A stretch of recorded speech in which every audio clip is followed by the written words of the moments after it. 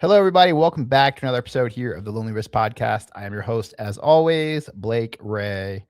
And we've had so many incredible people on the show: watchmakers, collectors, micro brands, industry lifers, and brand historians.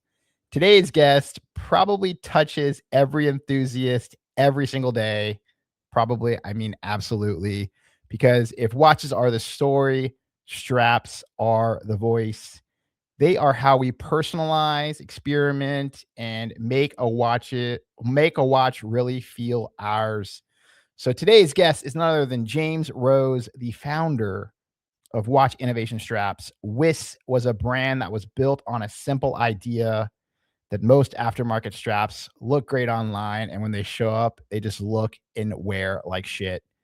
So today we are going to be talking about what it takes to build a strap brand that collectors trust, how you balance comfort with performance, and why materials matter more than marketing, and what happens when a passion project becomes a global brand. So everybody, please welcome James to the show. Hello, buddy. Appreciate you, Blake. Thank you for having me. Yeah, Thank you I'm for glad to having have me. you Yeah, it's back. awesome to be here. For Yeah, sure. again. For those that don't know, we have to re-record this. We had some internet issues last time and just became unsalvageable. So James is clearly dedicated to coming on the pod. So, and the care package arrived. So I have been sporting I think, I'm not sure exactly which one this is. This might be That's your the salmon red. Yeah, the salmon red calf leather. so good. So good. Love it. Perfect for the young Hans. Perfect for the young Hans. So thank you. Actually, Thank wait you a for minute. that. I think that's the strawberry red. The salmon's the It suede one. Yeah, that's the strawberry red. Yeah, It nice pop whatever of it color. is, man, it's absolutely exactly what I like, and super comfortable, super comfortable. So, and like again, Appreciate it. I didn't really know what to expect, because I have a very high kind of affinity threshold for like watch straps, and I'm the guy that pays more for a piece of calf. Like I'm going to the watch brands and buying like OEM straps, and I'm paying like $300 for a freaking piece of leather. Yeah. So I have a high affinity threshold, and this is nice. So and Well, that's kind yeah, of I what think got I'm me gonna. into it as well was where going to some of these, ADs, it was like $600, $700 for a watch strap. And it was like, wait a minute, there's got to be, as Criminal, much as I want to change colors and stuff like that. I was like, there has to be a better way.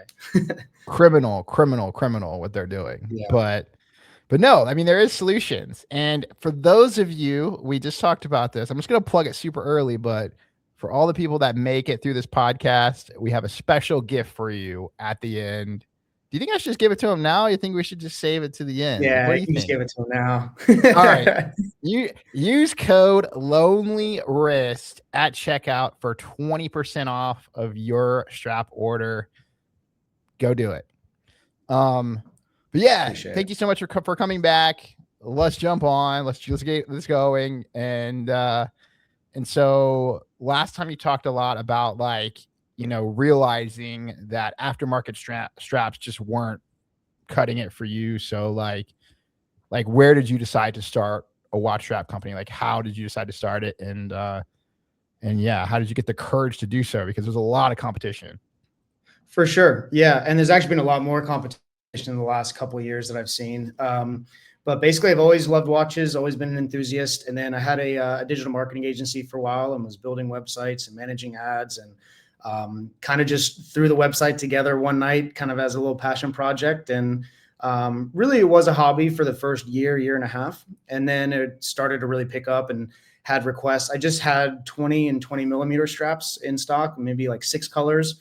And then a lot of people are asking for 19s and 21s and 18s. And I was like, okay, wait a minute. I got to like really focus here on the inventory. And truly just, we've always been kind of, an enthusiast, community driven brand first. And that's kind of what I am. And so when anyone has requests, we just try to make it happen. And so that's really how it started. And people started bringing me ideas and I just try to bring it to life. And we're really kind of in that growth stage right now where we're offering new straps, new styles, pretty much every month. We have a lot coming this year actually with just different stitching, some exotic leathers, all different sizes, trying to get down to 12 millimeter as well for some of the women, and some of these vintage watches being that smaller lug width. But yeah, it's constantly evolving, constantly improving, dealing with different materials, but it's what I love, and it's so fun to be around, and it's a lot less expensive. I try to go into the actual making of timepieces, and that was just a different one. And then you start competing, obviously, with the kings, right? Rolex and Breitling and AP. And so I was like, you know what? I think the strap game is a little more fun, a little more fashionable. And like I said, I like the OG watchmakers of the world, so the straps are a nice way to complement it. It doesn't sound as capital intensive either. Like, like you have to spend tens of thousands of dollars to have a prototype that you're not sure if it's going to work or land. What's really interesting though that people bring up is the SKU volume size, though, is dealing with different sizes, then with different color buckles, quick release, curved end, straight lug. On the back end, as we're growing the product line, it's probably not as capital intensive as making watches, but I think the organization side is something that definitely needs some focus. Yeah, it probably does make it probably does make it a lot more challenging on the back end, the e-com, where you have to build out like a million freaking SKUs and then manage the SKUs, and million more product pictures, and something exactly. too that was curious is when we talked about the early days, like you were looking for something that didn't exist. It seemed like when you started WIS, like what was it that you were looking for that you just felt like you couldn't find in the market? Yeah, it really just, I started styling, and at the time, I mean, even still, a lot of these competitors use like FKM and some stiffer rubbers. And I started with rubber straps, and I just didn't really like how they felt on my wrist. And then I noticed with the lighter colors, like with white and stuff, it just wouldn't really stay that crisp white. So I probably, the first 3 years was really jumping around from manufacturer to manufacturer, trying to find kind of the right material I liked. And that's one thing that kind of we state and I stand by, is kind of anything we offer is what I enjoy to wear myself. And, some people have all requests. Some people love the vulcanized rubber and the FKM. And we do have a few of those, and we plan on offering a different line as well. But I really my main focus was getting a little more of a silicone blend, but then really working on how to keep it kind of dust free.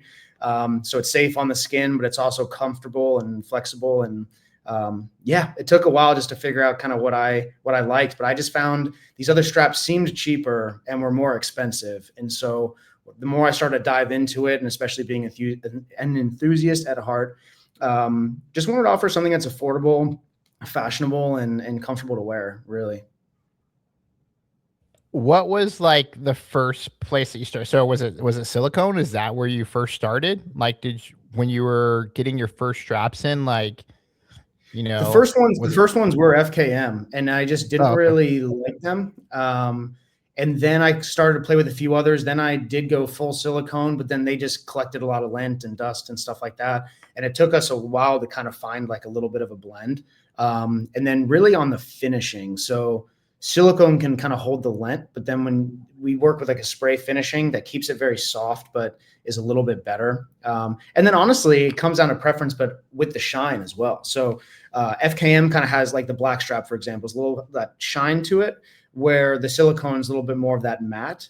And it just kind of comes to preference. We have customers that prefer, one or the other. But yes, definitely started with FKM. And then honestly, very quickly moved into leathers, just because I just think those are never going out of style. Those are classic.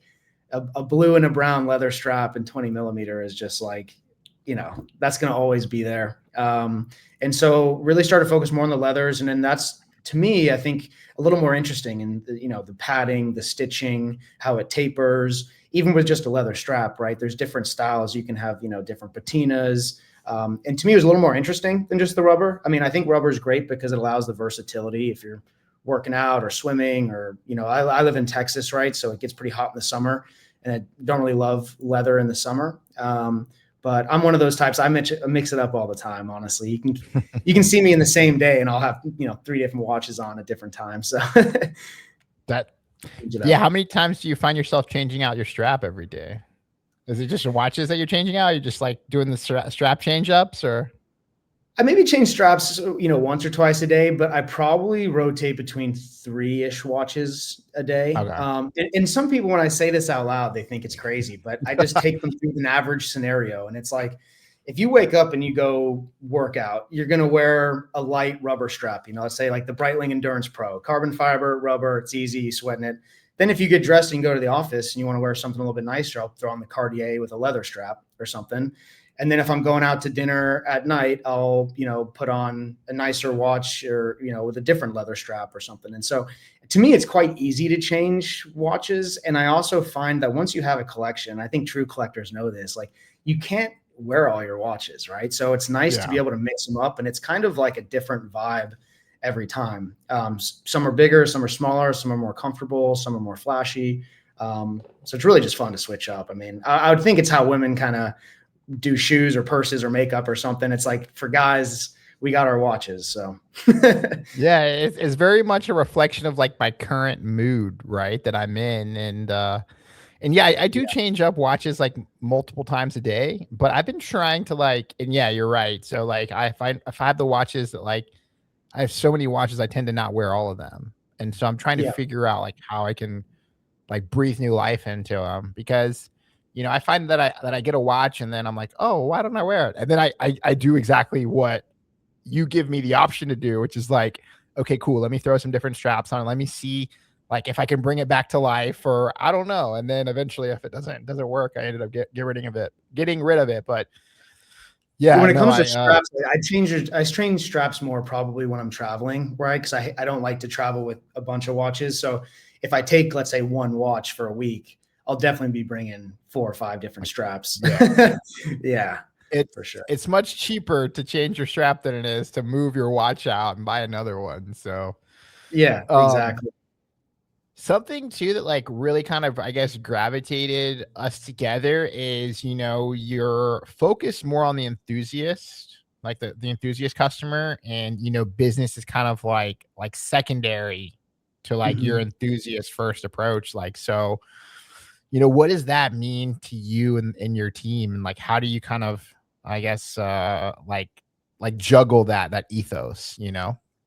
Yeah, really, it's customers first always. We're here for the consumer, and that's kind of just how I started. So because I'm an enthusiast at heart, but even before the business, I was kind of on Instagram, and I love photography as well. And so obviously, I love taking nature shots and stuff like that. But obviously, it's turned into watch shots. And so for me, when we were starting the company, and obviously not putting a lot of money into it, not having a lot, it was really just connecting with the community. And I've kind of really kept that as our core DNA as we grow. And it's something that, the more we scale, it's harder to keep up with that. But I definitely try to make it a priority, just the amount of DMs and comments to go through and customer service questions and stuff like that. I really try to keep a focus on the enthusiast and the community. And they give us the best feedback. It's who's enjoying the straps. And it's just fun personally, you know what I mean? Everyone, that's one thing I love about the community, is everyone just always seems to be in a great mood, sharing, their passion, what they enjoy. And yeah, and I like it. It makes it a lot nicer in the sense that, other businesses, competition can kind of clash, but I really enjoy collaborating with different brands, accessorizing the watches and just hearing what consumers want. I think it's James, the Timist IG, reached out a year ago and was like, I really want a gray 23 suede. And I was like, oh, it's an odd size and kind of a different one, but we made it happen. And honestly, it's, they've been moving not as fast as like the 20 millimeters, but if someone wants it out there, I'm sure there's others that do as well. And so we just try to listen and make it happen and offer as much as we can. I actually have to text James because so like obviously we're recording this in January, and our distributor who distributes our podcast like essentially kind of does like a Spotify wrapped thing. Okay. And James the Timist like had the most downloaded podcast of the year last year. So That's like awesome. I don't know what it is when podcasters come together, like people listen. So like I had to shoot him a DM and kind of like let him know, because I was like, man, that's freaking cool. And For sure. something something that was crazy too is like I'm not really like a big analytical guy. Like I know you're like really big on analytics and marketing and just kind of like, but like I just post the podcast and just hope they do well. I'm not like, oh, I'm not gonna have that type of guest on again. Like everybody's got different stories. And for the past For year, sure. like last year we were in 70 countries, but now we're in almost 100 countries. Yeah, that's Crazy. incredible. It's crazy. Just like the reach, like Yeah. I also find too, to be honest with you, in kind of like my personal life, there's not a lot of people that enjoy watches like I do. And so the community is also just, a little bit of an outlet for me to enjoy the passion and talk about it. I mean, I have to be conscious whenever I bring up watches around my family. I can just see their eyes roll, and I'm like, oh, never mind. Like, could talk about it all day. Yeah, like over the Christmas holiday, like New Year's holiday, you're talking about watch straps, and everybody's talking about like other shit. Yeah, exactly. I come downstairs with the green strap on, thinking people are going to notice and care, and it goes over their heads. But I I I enjoy it. I So. was I was conflicted. So like as I went back home to North Carolina for the holiday, I brought my wife and like, me and my wife have been back in a really long time. And I was trying to think like, all right, my entire family's gonna be there. Like, what's a badass watch that like I have to wear? And like Yeah. I literally like my wife was doing all the packing and like I was like literally just over there, like, I mean, sounds like an asshole thing, but she was packing. We just brought one big roller for both of us, and so she was packing her side, I was packing mine. I literally was so hung up on which watch to bring, and so I didn't. Well, that's what's funny Uh, actually is like with my girlfriend, right? Is she'll take time obviously planning her outfit. I'll be ready in 5 minutes and then just be in the mirror changing watches, like which Stuck one. on But it's a watches. completely different look. It's a completely different vibe. Yeah. And other watch enthusiasts get it. Oh, they all So. all do. Um, super curious from transitioning from like a collector to like now running a strap company, like what's something that like, you believed about straps as a collector that turned out to be like totally wrong once you started making them? It's a good question, actually. I I don't think think I asked that last time. yeah, I don't think you did. The fitments actually are something that has been quite of a headache, that I didn't necessarily anticipate getting into it. Like dealing with, AP and some of these, Rolex, like the Sky Dweller has a thicker case. And if you're off by like a millimeter, even half a millimeter, it just doesn't fit well. It doesn't work. And so I think I kind of underestimated the amount of detail and the R&D that goes into like getting the right fitment. And especially for, we're working on luxury timepieces where if it's not correct, I mean, you're not, even me, I wouldn't put, a strap that isn't fitting well on an expensive watch. And so for us, for me, it's really been the R&D that I kind of underestimated, to be honest with you. And then just dealing with the different materials and the communication with suppliers as well. And there's so much that goes into it with, shipping and then duties and, yeah, it is funny. Every day is different and there's always something to problem solve with. But yeah, more on the R&D side for sure. And it's tough because it's my passion and it takes, time to do that. But when you're running a business, there's so many things to focus on. But at the end of the day, the product is the product. And so I definitely want to keep that a focus, and we're getting there. We're obviously releasing a lot, but when it comes to those specific fitments, that's a tough one, and definitely want to start working with some Patek straps, some RM straps, where all these models are slightly different, so Yeah. an integrated strap for Omega isn't going to be the same integrated strap for other brands. And a lot of ambassadors, they make it work, which is surprising. But they're obviously out there testing it. But like our Rolex strap ended up fitting, was it a Longines Legend Diver? It fit a Doxa. It fit a Manta. And I was like, we didn't even test those, but it's nice. That's another reason too, is having that community is they kind of do that for you. And so I didn't even know some of those fit, but because we try to test fit every single strap on the watch before we offer it, obviously. Right. Yeah. Yeah. Yeah, that's challenging, because a lot of people as a consumer, like you're searching for, watch specific straps, ones that are Yeah. like custom tailored for that fit.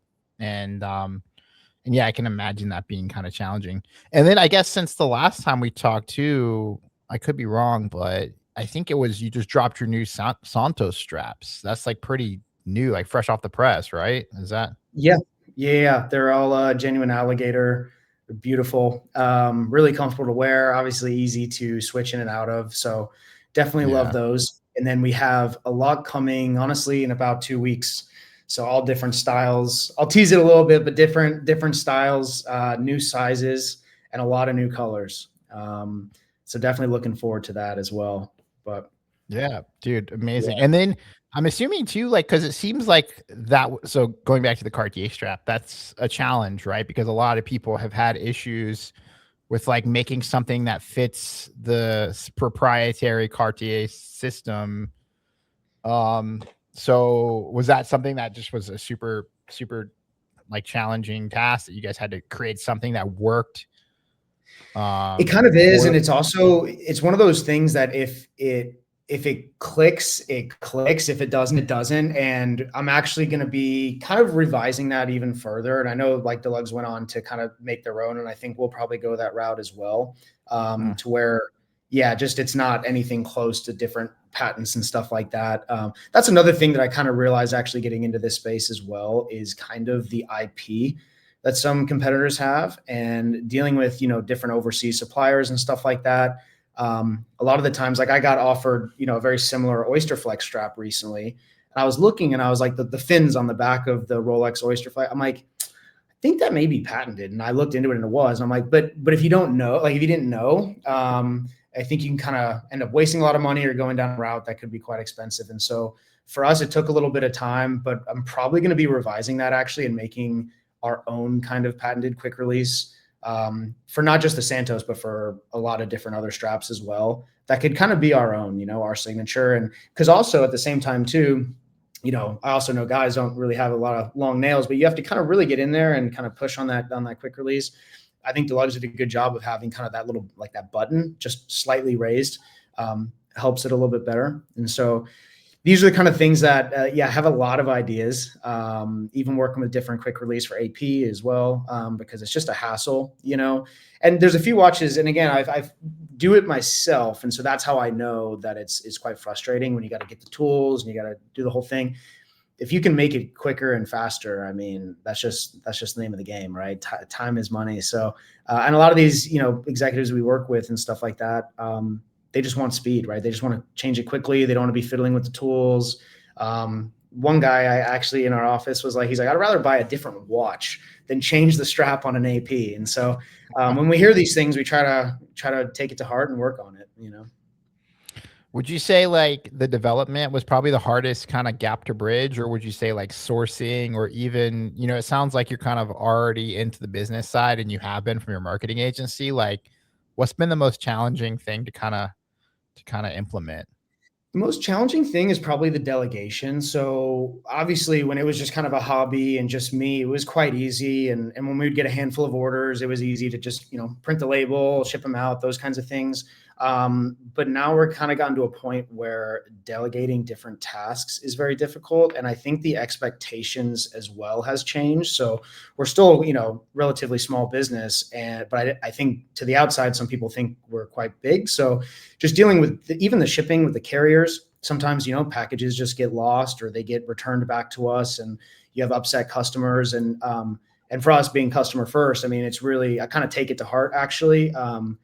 It is tough. And so for me, I think it's dealing with all different facets of the business, trying to move forward evenly has been quite difficult. Keeping up with the content, the ambassadors, the R&D, the shipping, the back end fulfillment, organization. And then now we have a showroom, right, with in-store walk-ins.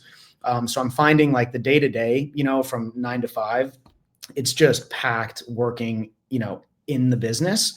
And I find that I only have time to work on the business around those hours. And so for me, it's probably been dealing with that growth and delegating appropriately. And then managing myself, honestly, just making sure I'm getting enough sleep. And I would say this past Q4, I was getting pretty burnt out just because, like I said, I have to work, to go through financials and work on ads and go through DMs. that's all happening from, 7 to midnight kind of thing. And then obviously got to get to the office early in the morning. So it's tough when you're doing it day in, day out, even on weekends, holidays. And I understand now when they say, like, to be an entrepreneur, you have to have a passion for it, because if I didn't love watches, I think it would be quite difficult. Same. I'm a one-man band, and I'm trying to, like, keep up with, like, the blog and that, we're doing YouTube now, like, and just trying to keep every podcast, and just trying to figure out, like, how you can kind of juggle it all, is always the biggest challenge. I'm sure you have it too, but then everyone throws you ideas, which is great, but it's like, I'm going to be the one implementing that, and I got to make time, but you should do this, or you should come out with this, or you should do, I'm like, those are all great ideas, but, one at a time, The most stressful thing for me is like I have these conversations with watch brands, and I'm like, oh, it'd be great to get like a press watch. I'd love to do a YouTube video about it.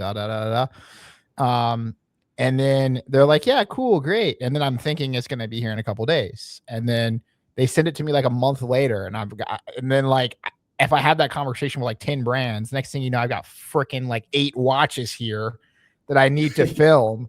And I'm like, oh my God, like, just, and so, like, it's just overwhelming. And yeah, sure. like my tabletop is not really set up the way that other filmmakers' tabletops are. Like, I have to build my cameras every time I shoot. Like, I have an arm here. I don't know. Oh, maybe I need to go wide here.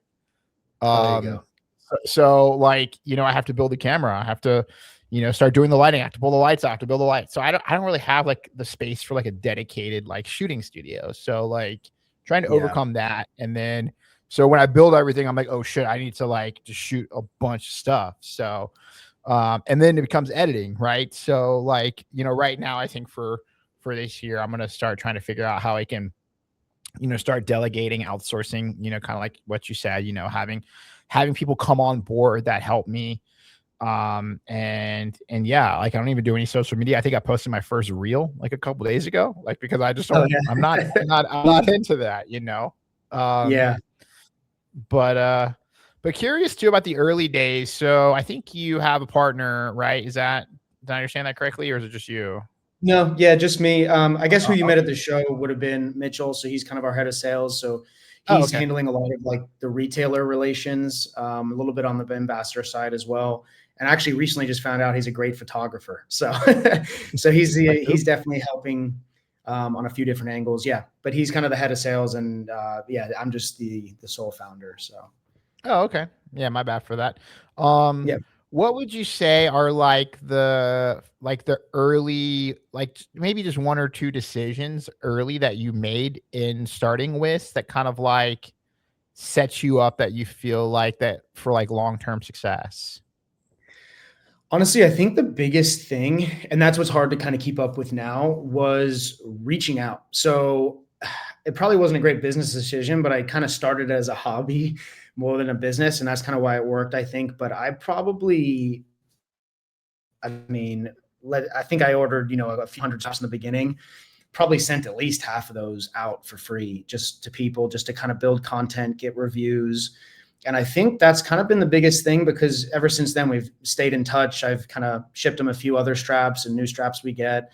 And I think in the beginning, when obviously I didn't have a lot of capital to really push on marketing and stuff like that, and was doing my main marketing business, that was a great way to just get started and get views and really get feedback without kind of hitting the gas from day one. And honestly, when I look back, I think that was a key moment in our growth. And obviously everyone wants to grow as fast as they can, but in all reality, that year and a half of just kind of building the community is what really got us to kind of get the social engagement, get the followers, get a handful of reviews.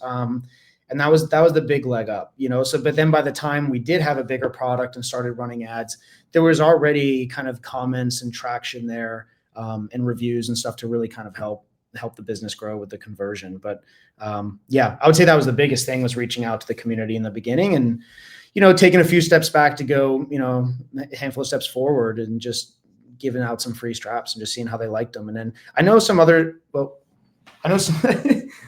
lights just went out here. I know some other strap companies as well kind of have contingencies. And so when I was reaching out to people, I was kind of shocked to hear, do I have to post a certain amount of times per month? What does it come with? I was like, this is just, do you like the strap? If you do, then wear it, but it doesn't come with any contingencies here. It's just, we just hope you enjoy the strap. And if not, we would love to hear why and how we can improve it. And that's kind of always been how we handled the social media outreach. I mean, your people that deal with products like this every day are definitely going to help you. It's free feedback, right? And they're just going to help you get to the place that you want to get to, probably maybe faster. But it really brings up the question, a lot of people decide like to go up market or, to get more affordable solutions. So, obviously as you continue to grow your business, scaling is super important, but how do you protect like the product quality and like brand values while you're like creating, while you're growing? And then like, is that the idea to try and make something more affordable, like to give better value, like, or to increase the product quality and then go slightly up market? Because you are kind of in that price segment where like you're not the most expensive, but you're not the cheapest, but the quality is there, of course. Yeah. And so it's quite interesting because if I was to like consult a young startup, I'd probably tell them to focus on one thing and do it very well.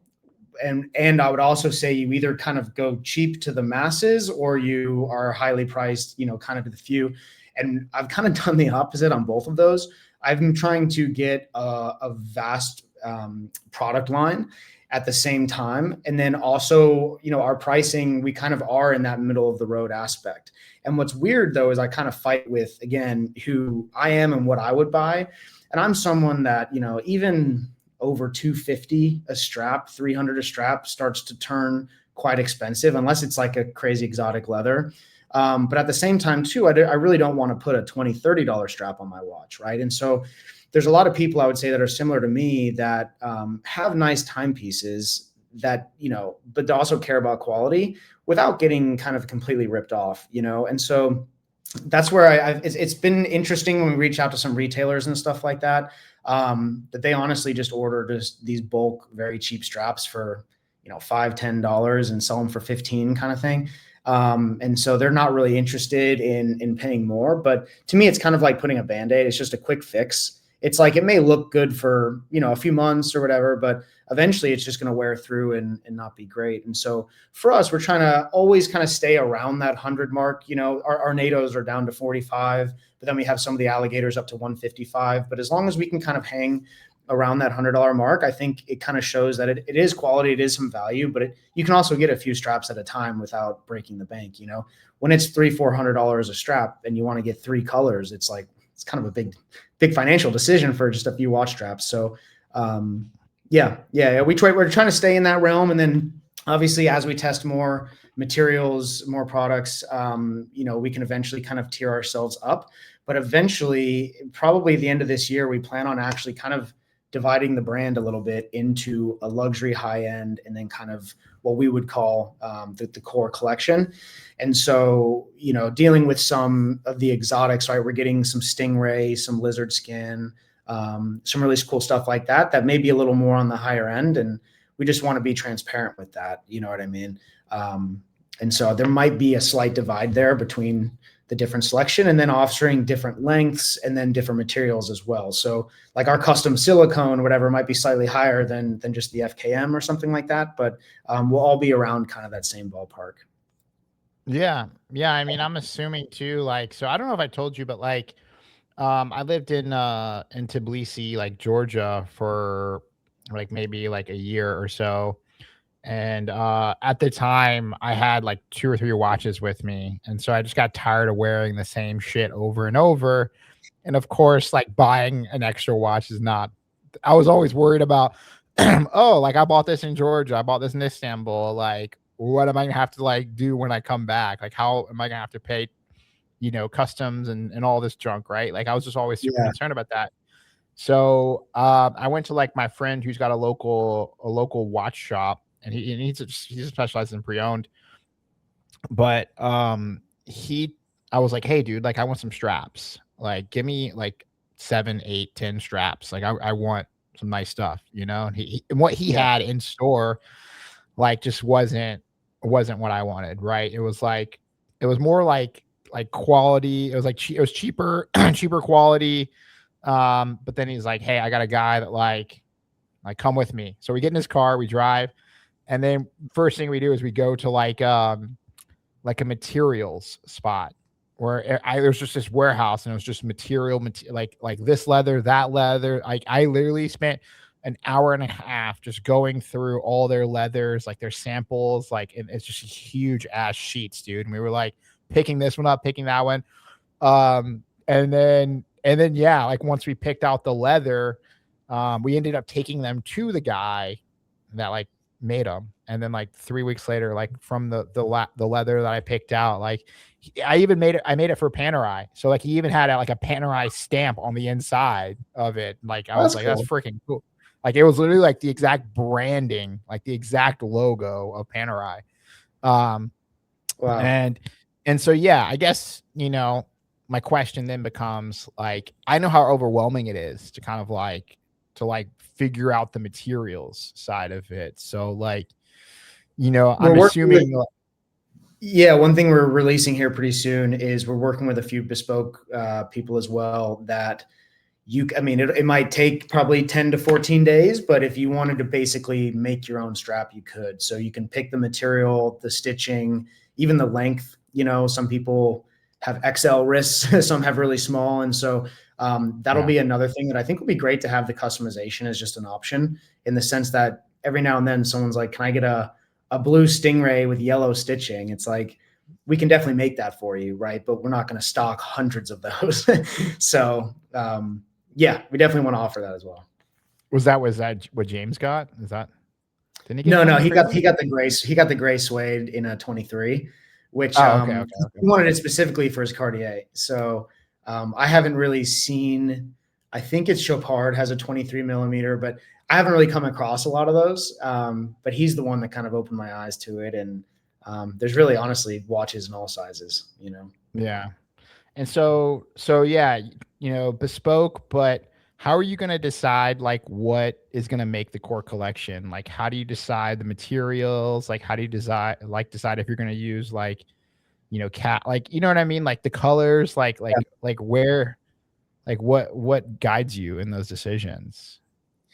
Yeah, so the core collection is really going to be based on kind of quality and then our cost as well, and the timepieces it's fitting, right? So the core collection is pretty much there. We're obviously going to be continuing, more styles, colors, sizes, but the bespoke option, and then kind of what we have planned for the FP Journe, Richard Mille, Patek Philippe, those kind of really prestigious timepieces like over six figures, that's going to be a whole different set of materials. And when you start dealing with genuine exotics as well, it also, takes some different paperwork as well for importing, exporting. And so the ones that are going to be very kind of customized as far as fitment, and then the materials being another level up, that's probably where that divide will be. But for the main ones as well, I mean, we still fit obviously Rolex and AP and Cartier and stuff in the core collection also, but it's not going to be as big of a website. We're probably not even going to really market it as much either. It's just going to be kind of a separate wing to where when we get those requests, it's like, if you go over here, you can kind of make your own strap and see the select ones we have, just because we also probably won't stock those in quantity as well. It'll be, we'll definitely have a handful, but we'll be a little more unique. And we're finding the customer is very different also. So it's kind of two different customers in the sense of how they shop, what they're looking for. And a lot of those people with those one-off, very expensive timepieces, they kind of want something that other people don't have. And so we've gotten some really odd requests that I think would be really cool, but it's just something that we couldn't stock in the masses. It would be very hard to kind of move those. And then at the price point as well, be very different, to where it's almost more of a B2B model in the sense where a lot of these clientels will go into a retailer, ask for a specific strap, or buy a watch and want a specific strap, and they'll come out to us to customize it. Where the straps kind of that we're pushing in the core collection on Wiss, those are just the leathers, the rubbers, the sailcloth, the NATOs that really anybody, you could put it on a Citizen or a Seiko all the way up to, Rolexes and more. So, yeah, it'll be interesting. And we're still kind of planning, and we don't have a release date yet, but it will be coming this year for sure. Nice.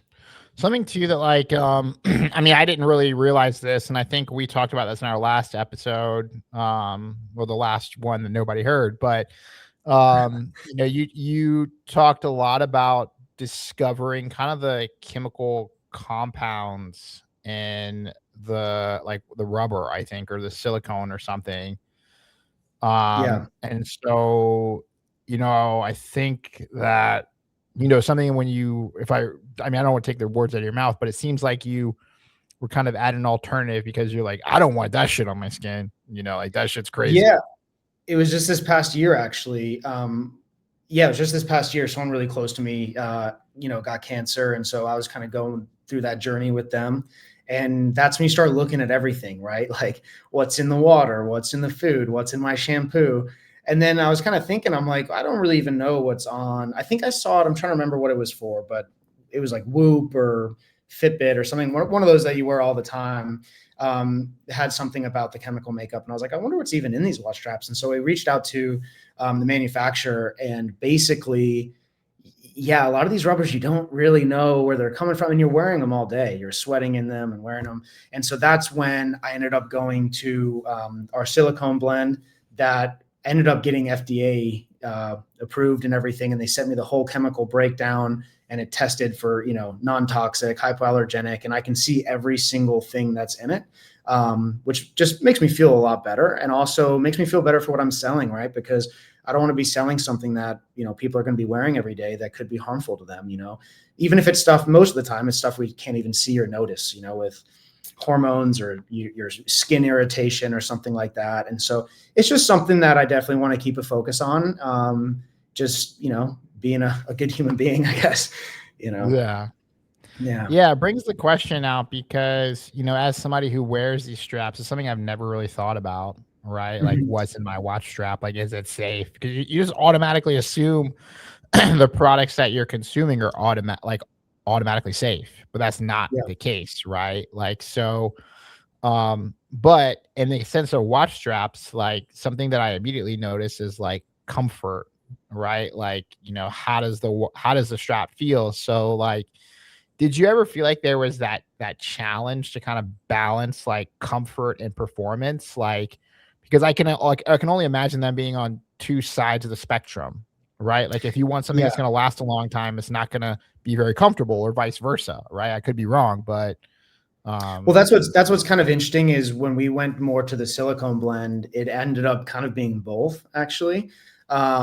But the first batch that we ordered, and I still have a few, it actually is incredibly comfortable, but it's like so silky soft that you can almost like, if you're kind of like got clammy hands or something and you press on it like on a black strap, you can kind of see your fingerprint, or it does kind of hold a little bit of dust. And that was one that it was like, oh, I love wearing it for the comfortability, but I just don't quite love the look of it.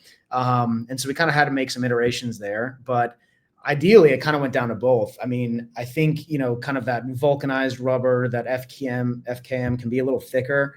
But also I don't really love the comfortability of it and the look of it. So kind of worked out well for us is the safer route is the more comfortable and durable route as well. what is something that as like, a business founder, I mean, like, maybe even designer, like what is something that you notice, like that you obsess over that you feel like your customers aren't going to notice? Um, Probably comes to the details, and it's quite difficult, but like the little things in the buckles, the way it looks. This next year, definitely want to start working on our own. I mean, we have our own designs and stuff, but we definitely want to take it to another level. And so, like a quick example is like on this Hublot strap. It is kind of cool how it's cut off at the ends, but I think I would like to smooth it out actually and make it rounded so it isn't on the wrist. And I've noticed that, some people don't bring up those things or notice those things, but I just kind of want to constantly be improving and evolving. And I was even been looking at like our own custom buckles as well. There's a lot of like kind of standard buckle options, but I think there's ways just to make it cooler, make it reflect on the light. I mean, one thing I've noticed, I know Hublot gets a lot of hate, but one thing I like in their design is the way their buckle is brushed with a line of polished. And so when you're walking with your hand straight down, it catches the light really well. And I think that's quite thoughtful.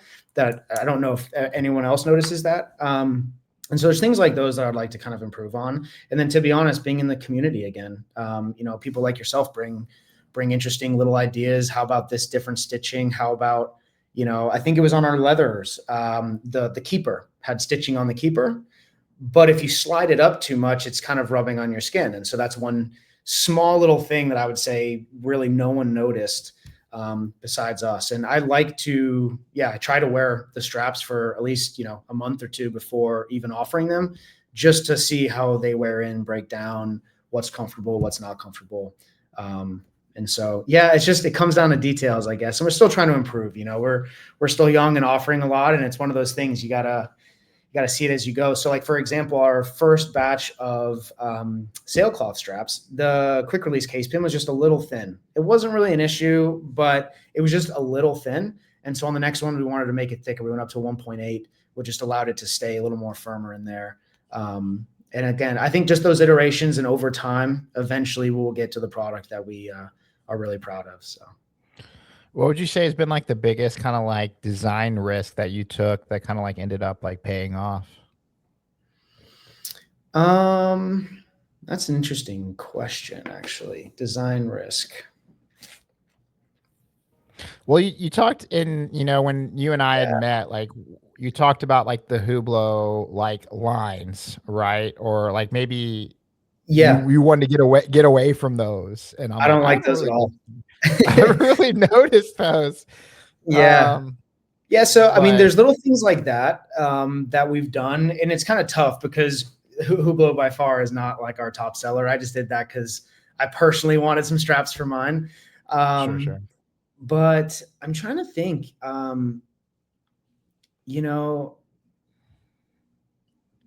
That's a good question. I think we're kind of still in those stages, to be honest with you. Like, one thing we're kind of working on is we're going to be offering a lot of deployment buckles as well with our straps. So instead of ordering deployment straps different, we're making buckles that can kind of fit into both. And so again, offering more options. And to be honest with you, may have to do another podcast to answer that question. We're still kind of really in that phase. And we're making a lot of them. I honestly have so much in my head that I'm trying to pull on all the design iterations we did. But I think on the buckles is going to be the next very interesting one, because I love how Rolex has that micro adjustment in that oyster clasp.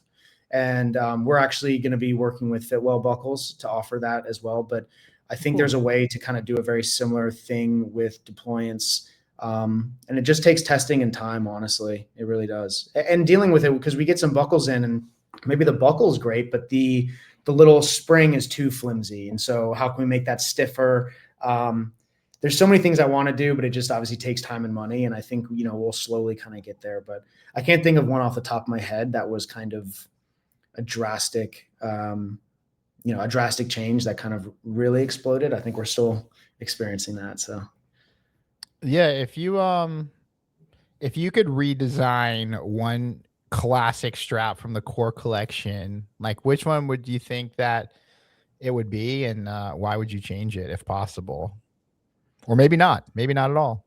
Yeah, no, I really am happy with our products. I definitely love the leathers and just really want to offer more styles and sizes. The gilded Calibre Ash is actually doing something. So one of my grandparents had Alzheimer's, and he's working with an Alzheimer's foundation. And so we actually produced a purple strap specifically. Again, this is one of those things specifically for him, but also I think it's cool to offer that variety. So right now we just released like a lilac suede that I think's pretty nice and actually quite unisex as well, because it's kind of that soft purple. And then we're going to be coming out with a couple darker purples. But I think I love the quality. I love the line. I think it's just going to be expanding it, and we'll kind of see. One thing that is interesting when it comes to details is actually how the strap tapers down, especially for those smaller lug widths, just because it's such a thin piece of leather. It's interesting and people, different preferences, but if you want it squared off, pointy, rounded, I'm someone that probably prefers it squared off or slightly rounded, but we found with these very smaller lug width straps, they kind of come a little bit pointy. And so that's something that we'll probably be wanting to fix in the line. But then the exotics, we have exotics on the way that I think will be very interesting because they're all handmade as well. So they're all slightly different.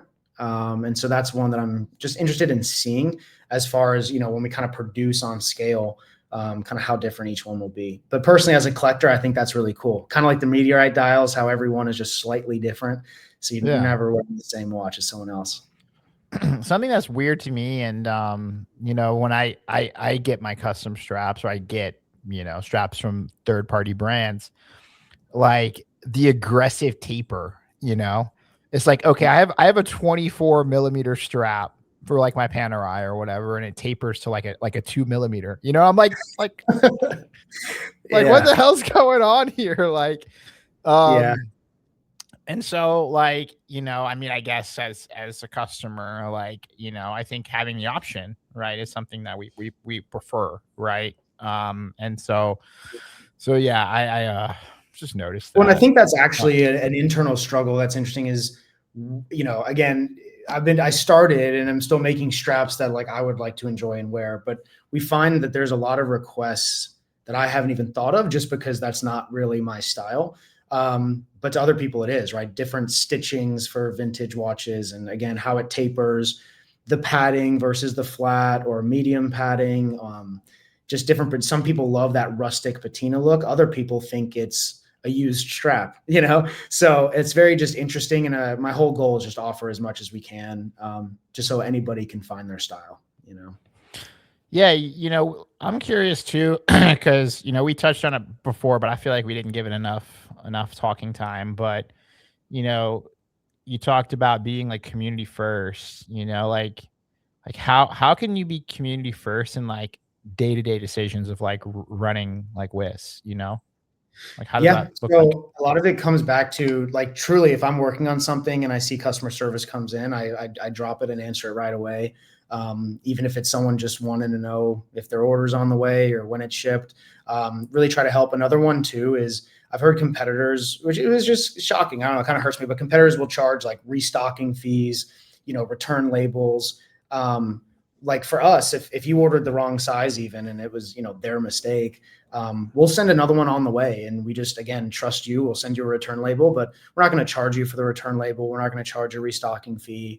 And again, maybe we eat a little bit of that cost, but we just try to keep the customer happy.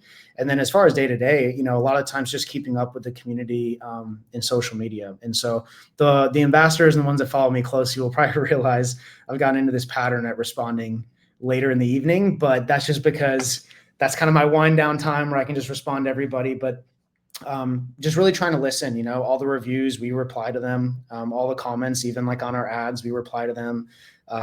And then in our emails, we're actually working on building a Facebook group as well to be even more community driven in the sense of, oh, cool.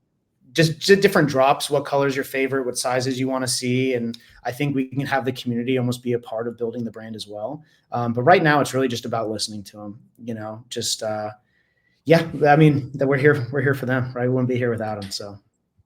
So like, I never told you, I never even thought about this either, but like I was trying to get a strap for my Hublot, and it was like the one click system, right? Where you just press a button, boom, it clicks in, clicks out. It's got the two little like fork looking like things.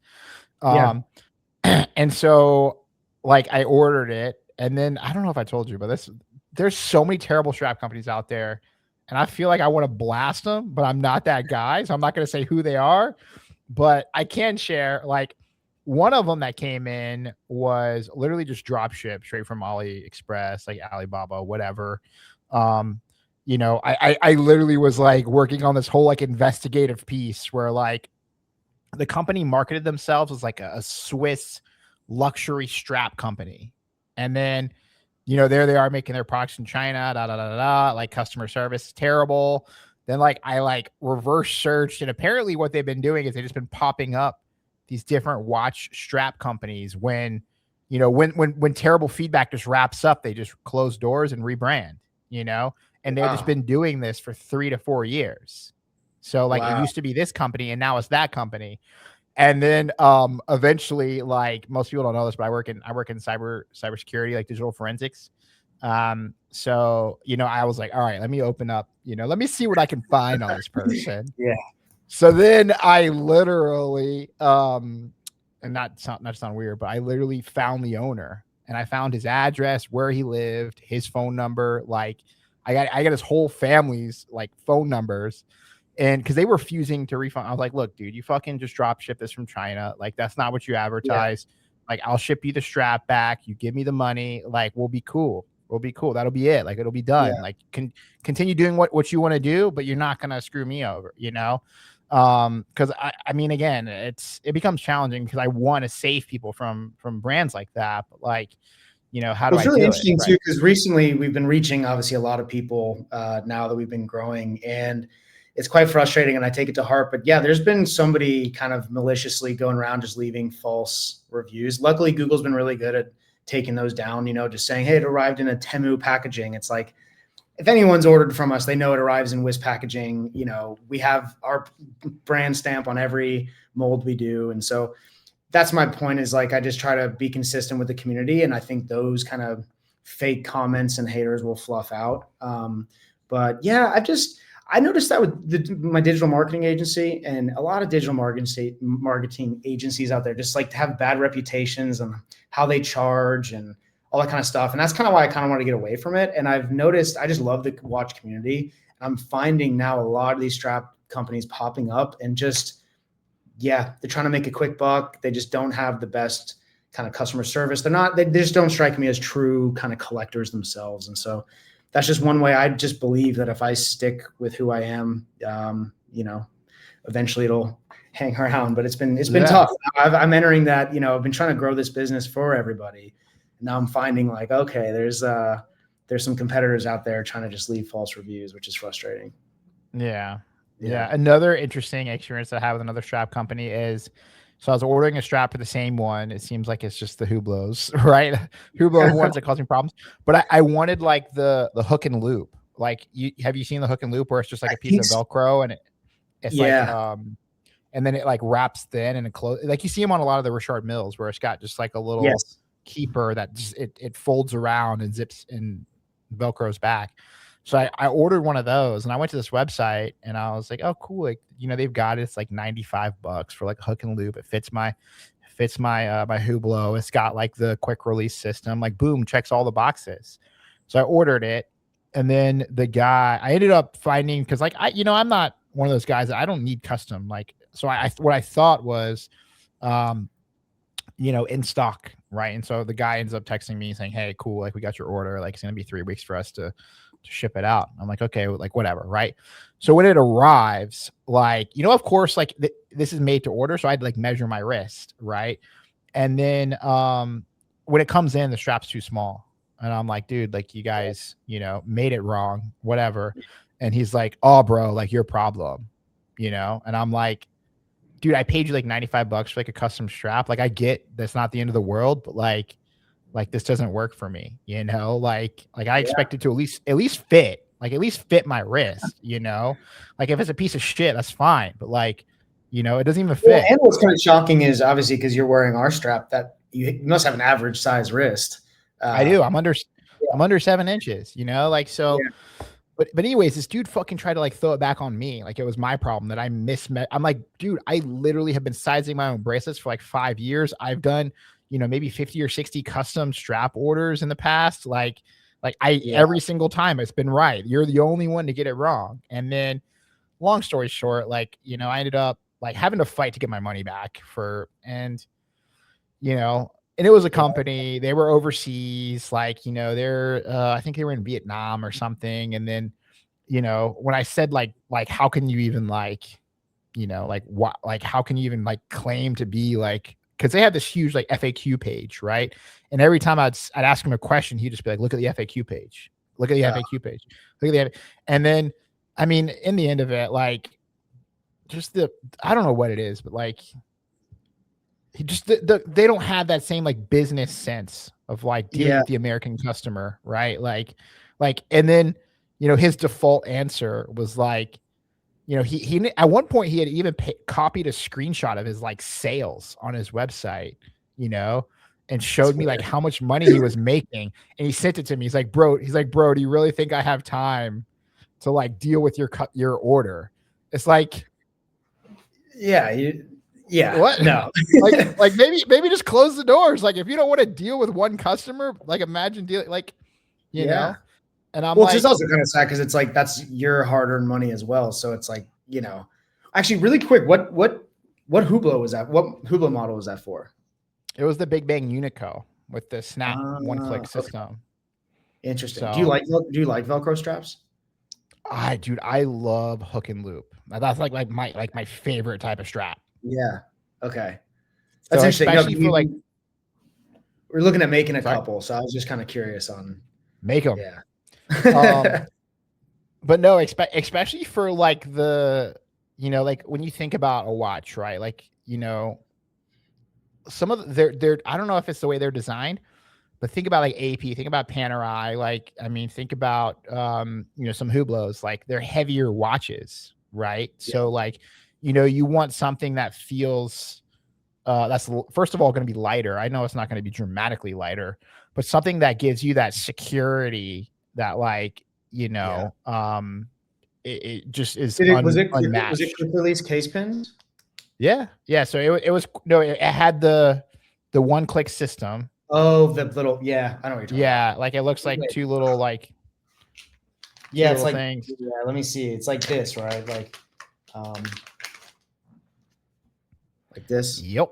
Exactly that. Okay. And then the buckle on one side, where the Velcro goes through and then wraps around. And same thing, right? So I don't know what it is, but I got one from Hublot as well, and I paid like $800 freaking for that thing, right? Nice. And then when it came in, it didn't fit my wrist. And like, Hublot has these weird sizes that they advertise. They're like, oh, for the standard size, go for this, and for the large size, go and the same thing. It didn't fit for some reason, because when it makes contact with the Velcro, like you want it to like literally like make full contact with the Velcro. Because if it only like sticks to half the Velcro, like you don't get the same security. So like the Vietnam guy was right by literally like making me measure my wrist, but for whatever reason, like he decided to not make it the right size. But I love those things and they're so good. I started seeing more, honestly. Yeah. They're on the come up, man. They're on the come up. For sure. So yeah.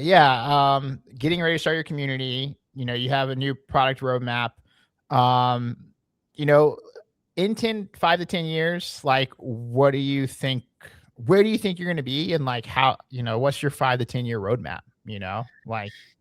Yeah. So obviously it's a long kind of road and journey to get there. And we got to, hit certain hurdles to get there. But ideally, in 5 to 10 years, definitely see us having 2 completely different lines. One would be obviously more mass market that we advertise and market to everyone. Other one would be very like high end bespoke. Those 2 things, then opening up a lot more stores. I think watch straps are one of those products that people do want to see in person and feel them, just have somewhere to go, feel it, try it on, see how it looks. A lot of people come in for a brown strap and I show them a blue one and they're like, wow, it looks so much better. And so opening more stores and then have a lot of innovative ideas actually with like implementing technology and without going too far into it, just a little different business from selling products, but more in the fintech space, I think would be very interesting. And so that's kind of like my big end goal. But ideally it's to grow the product line to where I feel comfortable with it, which I don't know, it may never be there, right? You can always improve, but as long as we can fit like every size out there, 10 to 26 millimeter at least, offering quick release, different lengths, different materials, and then having the full custom side, I'd be really happy with that. And then growing the community and whatever ideas anyone else brings to me, I'll try to make happen. So We'll see. This year is going to be a big one for sure. As we're in the new office, we definitely need to bring a couple more people on the team, which will be interesting even for me. Just diving in more of like sort of an enthusiast, more of like an actual leader, and delegating and making sure we can handle the scale. Right, having that's the only thing that I kind of worry about is passing off, and I don't know if I ever will pass off kind of the social media community side of it, just because people have gotten to know me. It's my voice. I like to hear the direct feedback. It is time consuming, but it's also the path I chose. So we'll see. But this year should be a big one with a lot of new stuff on the way. So we're excited. Amazing. Yeah, I want to thank you again for coming on, doing round 2. For everybody that started the podcast that made it this far, of course, we're going to say it again. James has been kind enough to give our listeners 20% off of your order. Just use the promo code Lonely Wrist at checkout. I'm not a huge person here. Like I have always kind of maintained a neutrality in the sense like I'm a storyteller. I'm not here to sell products, but it's always cool when you have an opportunity to enjoy something that you've made, right, or something that you represent. And yeah, I've been thoroughly impressed with at least the red strap that I've been wearing, and I haven't popped the alligator on. I need to run that next. And then I can't wait now that you've talked a lot about the chemical aspect of it, throwing it on my Hublot, because you seem pretty interested to see what I felt about that one before we started recording. You're like, bro, how's the Hublot strap?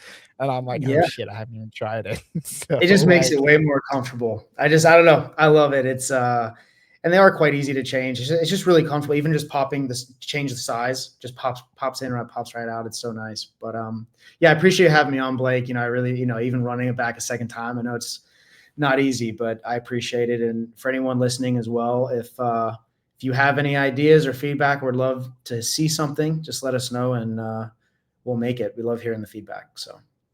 That's something that's cool. Like there are watch strap companies out there that like, I'm like, dude, just stick to watch straps. Like you're doing too much, like chill out. Yeah. Like, and yeah, I mean, before we started recorded, like, I gave my 2 cents, and I can't wait to see how you kind of, further interpret the product. Obviously, just small things, Yep. Like I need to know what size this is, the buckle. Like I need to know what buckle size that is, because that's gonna we'll be adding. Help me determine what straps I bring. And that, again, full transparency, it was really small stuff like that. But yeah, no, again, it's much easier to have you. I'm glad you agree that it's easier to have you come on again than to re-edit, because we had a lot of internet issues, and we lost the internet like maybe like 5 or 6 times when we were recording the last one. And I was gonna say the iPhone hotspot's been working so far. So dude, iPhone hotspot for the win. Yeah. All right, everybody. Again, thank you so much, James. We are gonna leave a link to Watch Innovation straps down below in the description. I'm also going to leave, obviously, if you know how to type in Lonely Wrist, I'm also going to leave the link to the promo code. Thank you for generating a coupon for our listeners. That's amazing. 20% off, like I said. But yeah. And in a few years, we're definitely going to have you come back on and make sure we can kind of measure those 5-year and 10-year goals. I can't wait to see some of the new stuff that you have around the corner, and yeah, I'm happy to contribute however I can, and even to the community or whatever that you start to build. So definitely, thanks for coming back. You. Yeah, and if you're jumping to any watch shows recently, let us know. We might be there. So could see you. Yeah, again. I'm working right now on probably like Watches and Wonders. Okay, the one in Dallas. No, the one in Switzerland. Oh, the one in Switzerland. Okay. Oh no, Wound and. Sorry, there's one coming to Dallas here pretty soon. I'll double check. But we're looking to do that. So.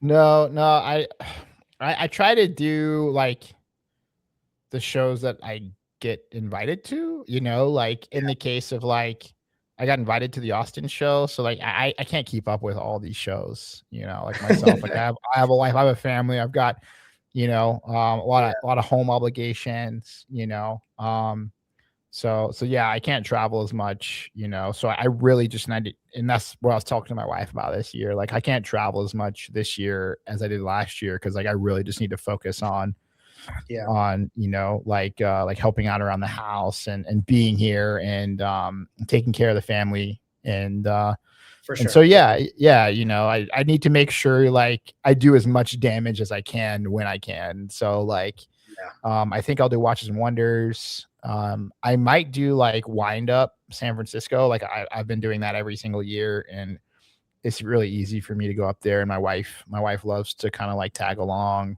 Um, and oh yeah, because so yeah, that's not too far from, you're in Vegas, yeah. yeah, it's like an Yeah, hour and 10 minutes or something to fly up there. It's really easy. And then even the stuff in LA. So like if it's in LA or if it's in San Francisco, like there's a higher liability or higher probability that I will do it. yeah. Um, but when it comes to like flying to like Texas or I mean, that wasn't terribly difficult to come to Austin, but you know, like even stuff that I've been doing in New York, like it's too much. It's too much. Yeah, no, I So agree.